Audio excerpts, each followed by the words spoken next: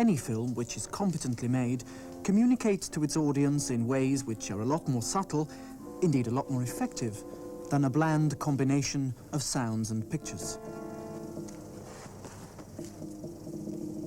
There's a cinematic language which, perhaps unconsciously, audiences throughout the world understand.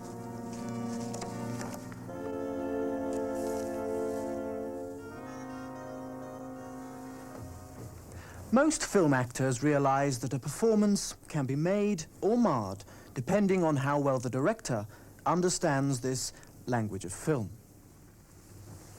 Here's to a lovely evening. Here's to us. For example, an intimate scene such as this would have been much less effective in a wide shot. Here's to a lovely evening. Here's to us. Starting with absolute basics, there are 3 decisions that any director should make about every shot: the position of the camera, the height of the camera, and the focal length of the lens. What is the thinking behind this camera position? Well, at the start of the shot, I'm walking towards camera. Movement towards the lens always heightens interest.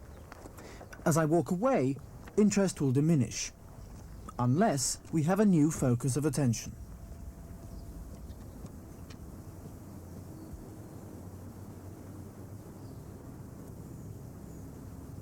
What about camera height? Here are 2 versions of my entrance. Again, the movement starts towards the camera, and the interior of Kentwell Hall looks all the more impressive for being gradually revealed. In this version, the camera is at eye level. Simple changes of camera position make a world of difference to the underlying statement of a shot. A high angle provides an impressive view of the Great Hall, but also strongly suggests that I am a stranger whose arrival is being observed. However, the most important variable in any shot is the focal length of the lens.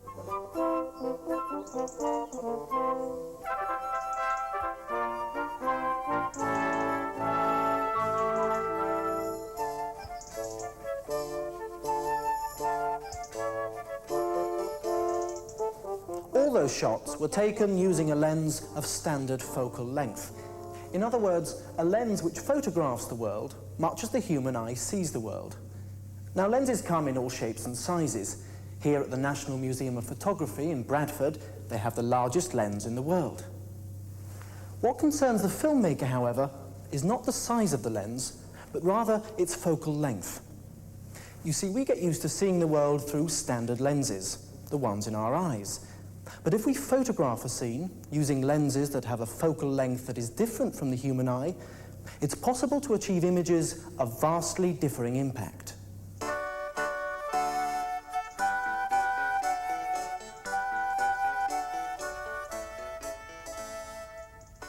This is a shot of Kentwell Hall using an extreme wide-angle lens. The same composition using a telephoto lens greatly alters the perspective and meant that the camera had to move back several hundred yards. If you're the same sort of photographer as me, you probably use your camera 2 or 3 times a year and stick with the lens it came with. Well, this is a fairly basic camera. It has a prime lens, a lens of fixed focal length. So, if I want to see a bit more of the building, I have to move back to get it in.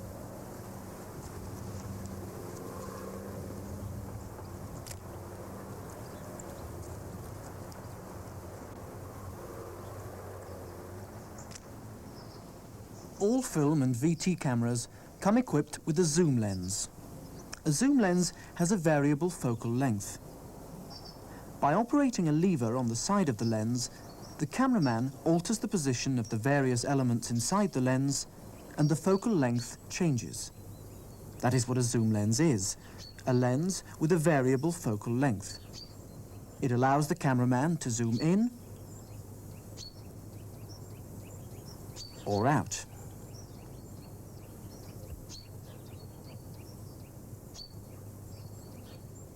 More importantly, it allows him to make fine adjustments to the composition of the shot without moving the camera. Okay.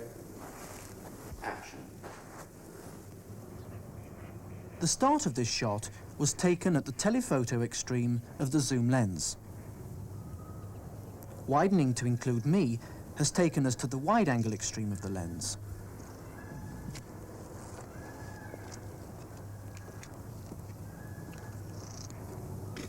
The majority of filming falls easily within this range.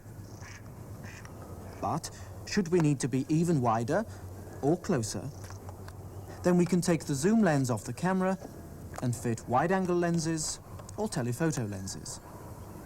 This is the effect of a 5.9mm lens. Here, the camera is in the same position, but it's fitted with a 300mm lens. These supplementary lenses cannot zoom.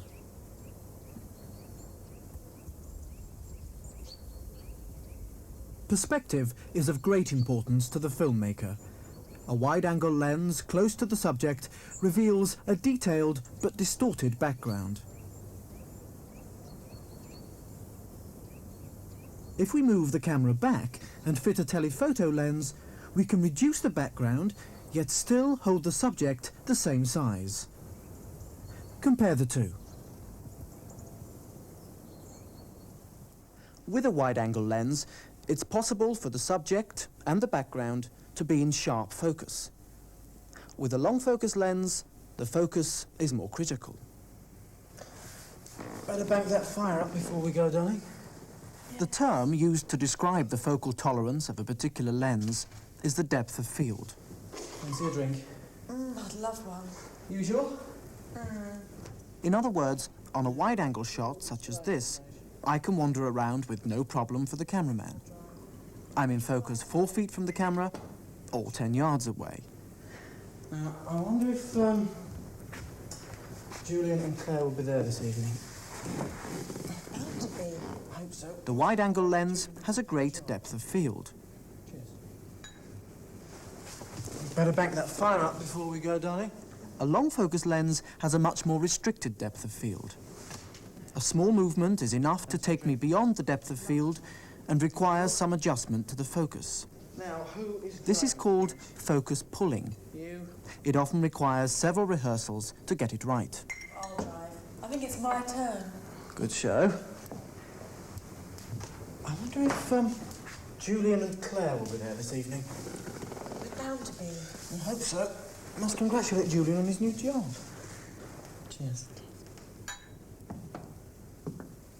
We're using available light for this shot, that is, the natural light coming from the windows. The aperture is wide open. You'll notice that focus is very critical. So, the focal length of the lens determines the perspective of the shot and also the depth of field. Wide-angle lenses have a great depth of field, long focus lenses, very little. Whatever the lens, there is less depth of field in low light than in bright light. This is because wide apertures reduce the depth of field. Does a director need to bother his or her head with all this technical detail? Well, that's for each director to decide, but obviously it's useful to know when you're asking a cameraman for something that's technically simple to achieve, or when you're really asking the impossible. Darling?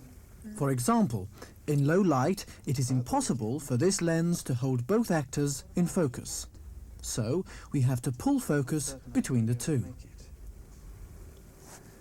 You mean you're going to let me down again?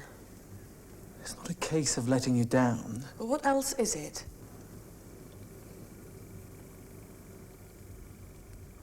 More light solves the problem. Now that the cameraman is working with a smaller aperture, there is enough depth of field to hold both actors in focus. Darling?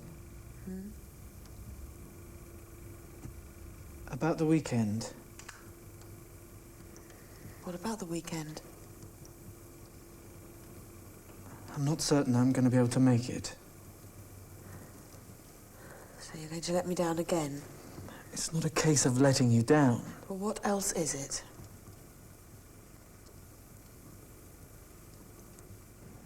The effect of the various lenses on movement is certainly something every director should know.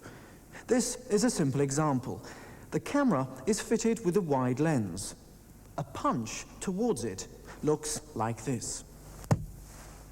If I punch just as hard towards a long lens, the effect is puny. The same is true for any movement towards camera. The wide-angle lens increases the effect of speed. The car's speed is the same, but now the camera is fitted with a long focus lens.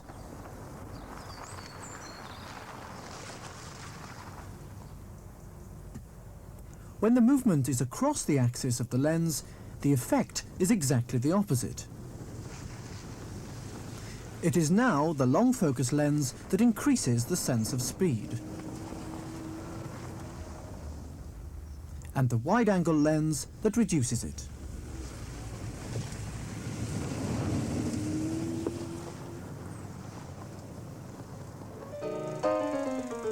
A long focus lens also foreshortens a shot, making objects seem closer than they are. The train and the actress were, in fact, 40 yards apart. It was a long focus lens that pulled them together.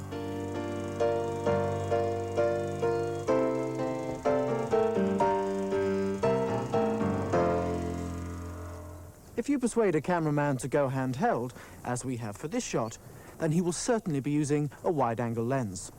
The reason for this is that a wide-angle lens reduces camera shake. The lens we're using at the moment is a 12mm.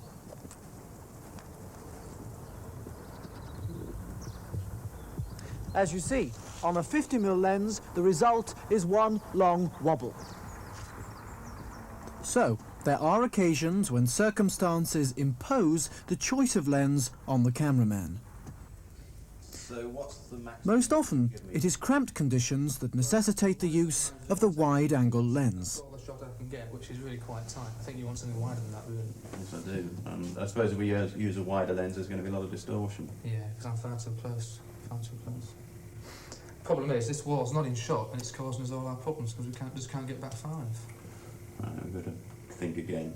Okay, let's take a break, everybody, and we'll try and find somewhere better to do this.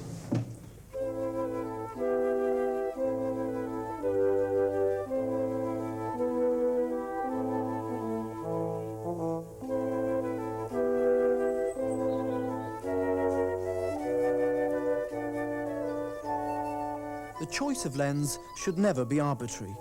The effect on the image is too important for that. However, as we've seen, circumstances often force the cameraman's hand, and then, of course, his decision must be respected. The important thing is for the director to know enough about focal lengths to appreciate the visual potential of a lens, and enough about cinematography to understand when compromise is necessary.